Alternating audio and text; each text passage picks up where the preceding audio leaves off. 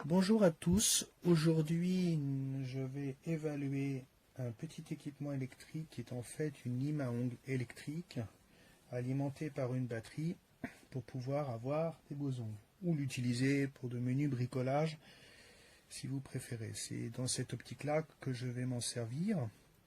Donc en fait vous avez dans la boîte une petite lime à ongles qui fait un peu office de perceuse, qui est alimenté par l'arrière grâce à ce câble, petit câble en boudin comme on a sur certains téléphones filaires.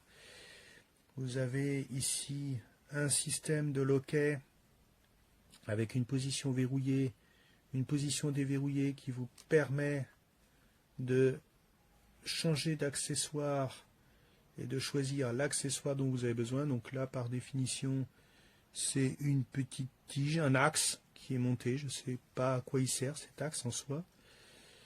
Vous avez donc ici un petit mandrin, voilà, un petit mandrin à mâchoire qui permet de maintenir l'outil en place. Une fois que vous avez mis votre outil, vous verrouillez le système sur la position cadenas et l'outil ne tourne, votre petit outil ne tourne plus, ne bouge plus. Vous avez ensuite, je le mets ici parce que ça roule. Vous avez ici une power bank, enfin une batterie un petit peu légère à mon goût, elle est très légère, qui vous permet d'alimenter l'appareil par le biais de la prise qui est ici, toujours donc avec notre câble, un bouton qui permet de régler la vitesse de rotation et un port USB-C que vous pourrez utiliser pour recharger la power bank par le biais du petit câble USB-A USB-C que vous avez ici, qui donc va vous permettre de recharger la power bank avec une alimentation secteur qui n'est bien entendu pas livrée avec l'appareil pour être conforme à la réglementation européenne. Vous avez une petite pince ici si vous voulez accrocher la batterie à votre ceinture. Vous avez ici un ensemble de petites ponces, enfin de petits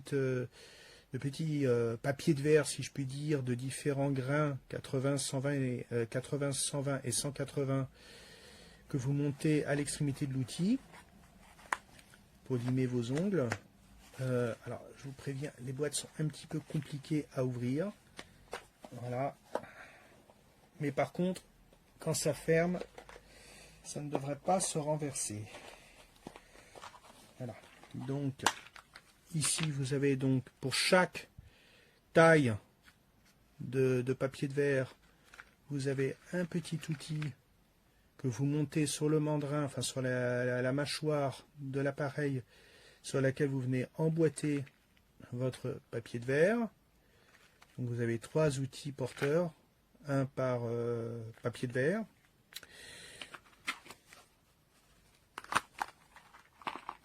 Ensuite, ici, vous avez une petite, un petit outil de ponçage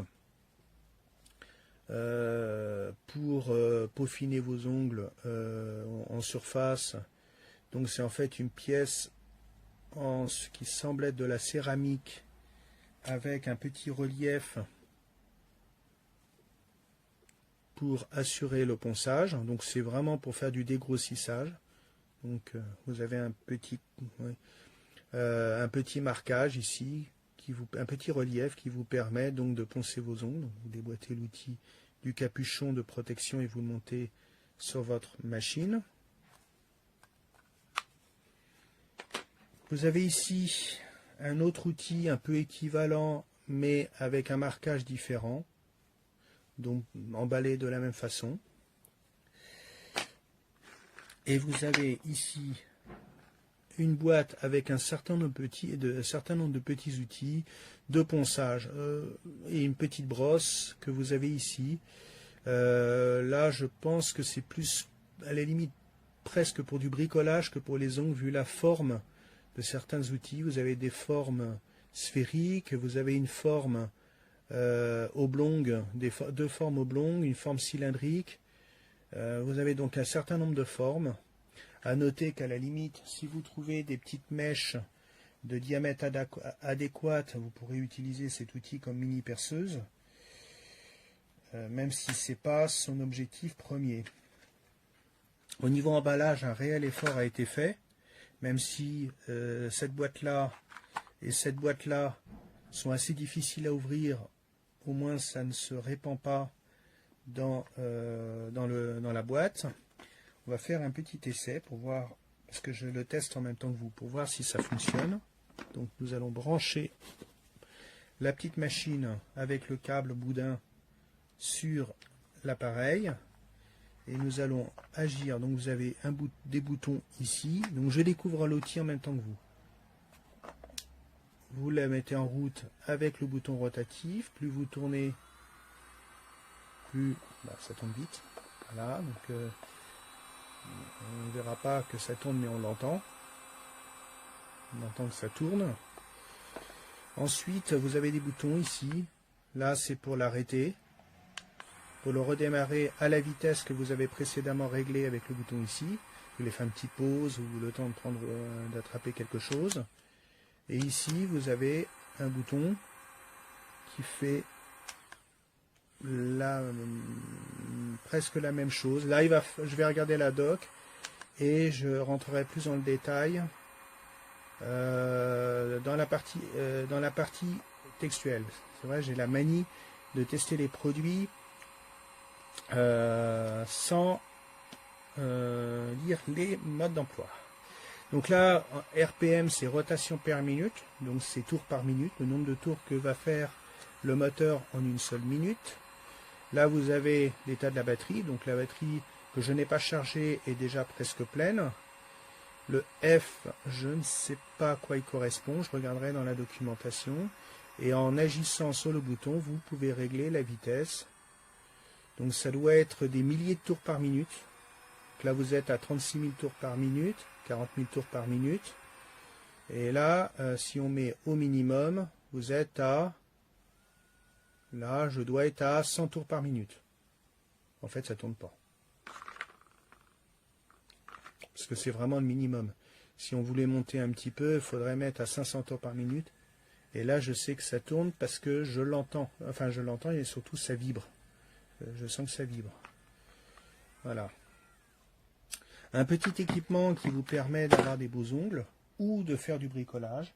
Un peu, si vous voulez faire du modèle réduit, par exemple, des modèles réduits en plastique ou en bois, je ne sais pas si ça serait adapté. Un modèle réduit, des maquettes, ou même si vous avez un puzzle dont certaines pièces ont du mal à s'ajuster, ou faire du petit bricolage de base, c'est très bien. L'avantage, c'est portable, parce que souvent ces appareils, en tant qu'outil de bricolage, si je puis dire, sont alimentés soit par des piles qu'il faut remplacer périodiquement, soit par des sursecteurs, donc il faut être à côté d'une prise de courant.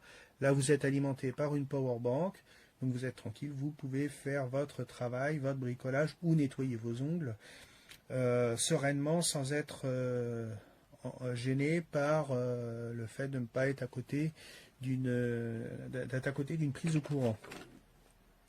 Voilà, donc c'est un produit qui est qualitatif. Mon seul regret, mais je ne pense pas que ça mérite le retrait d'une étoile, c'est que la powerbank, je la trouve un petit peu légère. Elle est un peu légère par rapport au fait qu'il y a quand même une batterie à l'intérieur et que les batteries, normalement, c'est quand même assez lourd. Donc je ne sais pas ce qu'elle va donner dans le temps. Je ne sais pas ce qu'elle va donner en autonomie. Je ne peux pas vous le dire parce que je n'ai pas suffisamment testé le produit pour vous le dire. Je vais la peser. Je vais simplement peser la powerbank pour que vous ayez une idée de ce qu'elle vaut en termes de grammes, si je puis dire. Donc nous allons la peser. Voilà, donc 0. Elle pèse 190 grammes, on va dire.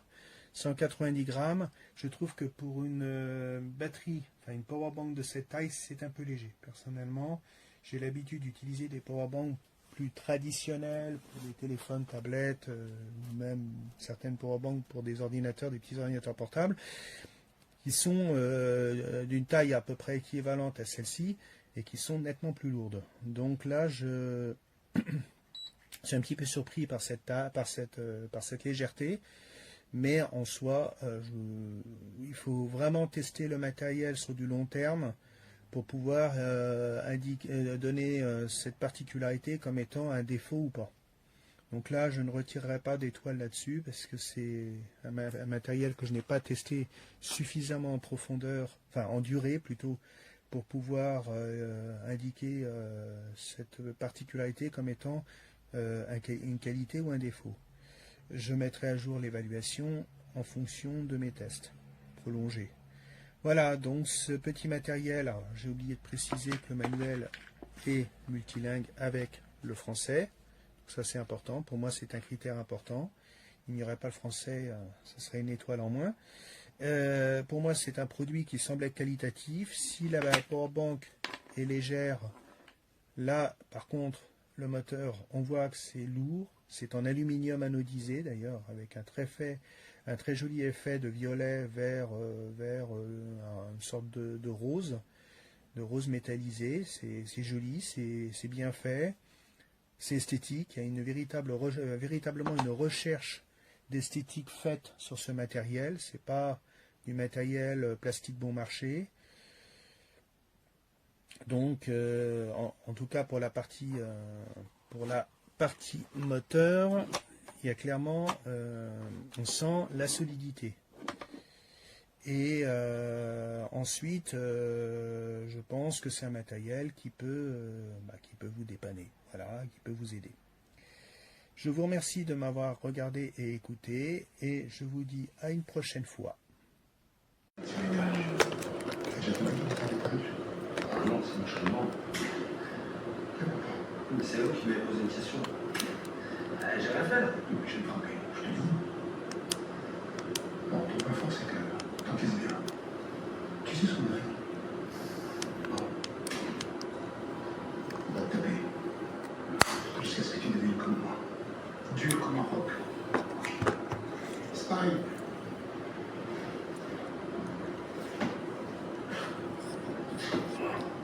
Je crois que t'as pas compris le démontrement.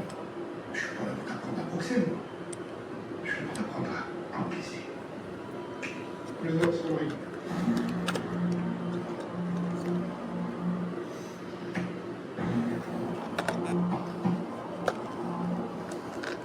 Ça va.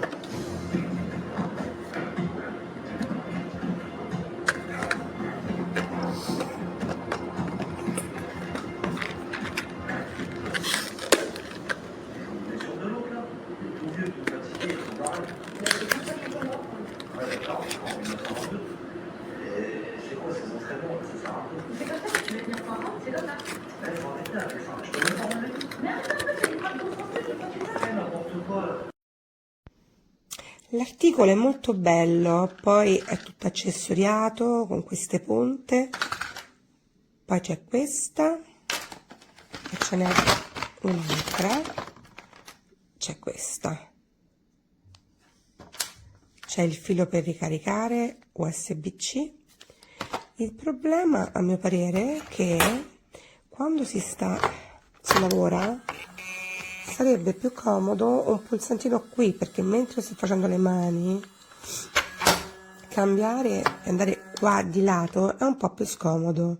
Qui si mette pausa comunque, qui c'è, vedete, F e poi c'è l'altro pulsantino che fa andare a R. Vediamo la potenza arriva a 40, ok, come dichiarato. Ecco, io trovo scomodo avere qui i pulsanti proprio mentre si lavora, che si tiene così e poi al massimo si fa così, così e così. Peccato perché è molto bello.